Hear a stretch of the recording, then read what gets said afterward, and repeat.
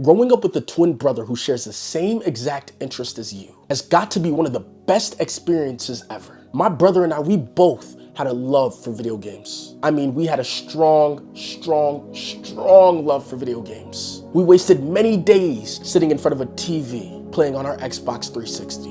And now look, these video games weren't just any video games. These were video games based around sports. So I'm talking Madden, NBA 2K, NHL, MLB, even skateboarding. Any video game based around a sport, best believe we had it. Now, we grew up in a religious household with a praying mother, so we didn't start playing the Grand Theft Autos and the Call of Duties until a little bit later on. But when it came to these sports-related video games, we wasted no time. The games that we played led to many sibling rivalries, many friendly competitions. We wanted to know who was the more skilled brother, who was the better competitor. So we would keep score. Now, at that time in my life, if there was anyone who loved video games more than me, it was my twin brother. See, we grew up in the age of video game walkthroughs, video game tutorials. And what that was it was basically somebody who had already mastered the game, somebody who already learned the game. They would record themselves playing the game, and they would teach you little moves, little tricks, little tutorials that you can follow so that you can improve on your game, so that you can become a better player.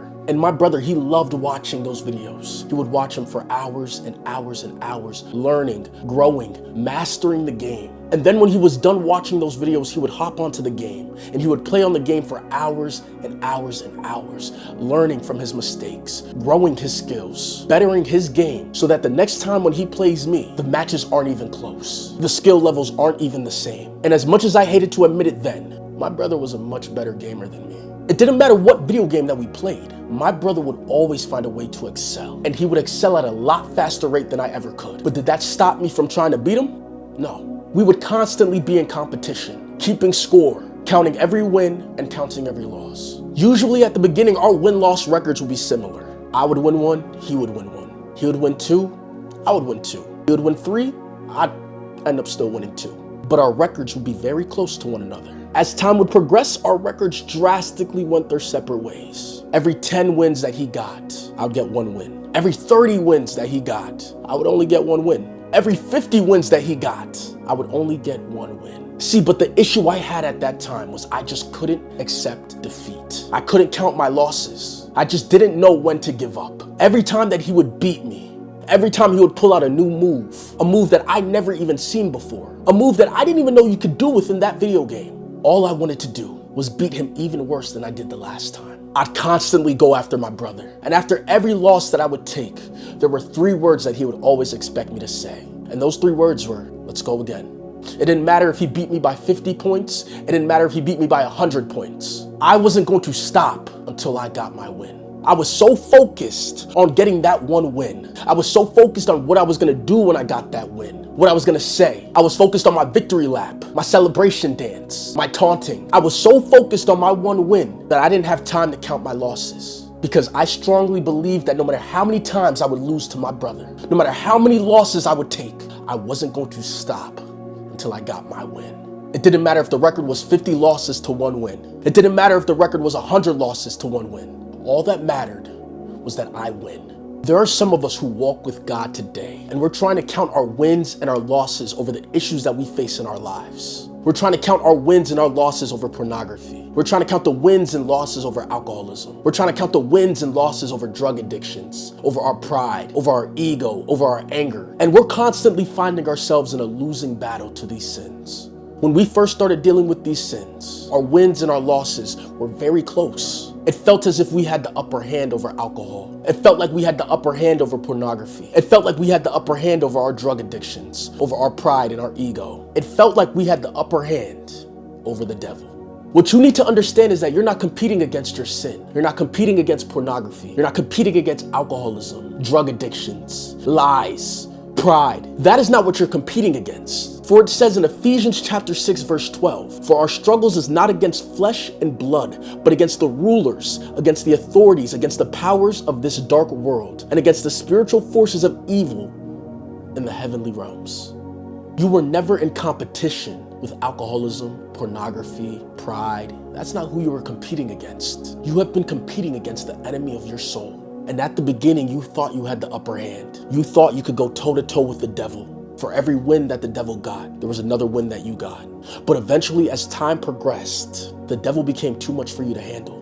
You started finding yourself in a losing battle, in a season of loss. You lost sight of the win, and you started counting your losses. See, just like my brother, the enemy of your soul has put in hours. He's put in thousands of years perfecting his craft, honing his skills, learning how to beat you. The devil didn't just start his reign of terror just a couple years ago. The same devil that was trying to tempt Jesus in the wilderness is the same devil that is going after your soul right now. See, we believed that we could go toe-to-toe with the devil. We believed that we got a little win here and a little win there. We convinced ourselves that we could win this fight alone. No prayer, no scripture, no God, alone. And we constantly find ourselves counting our losses.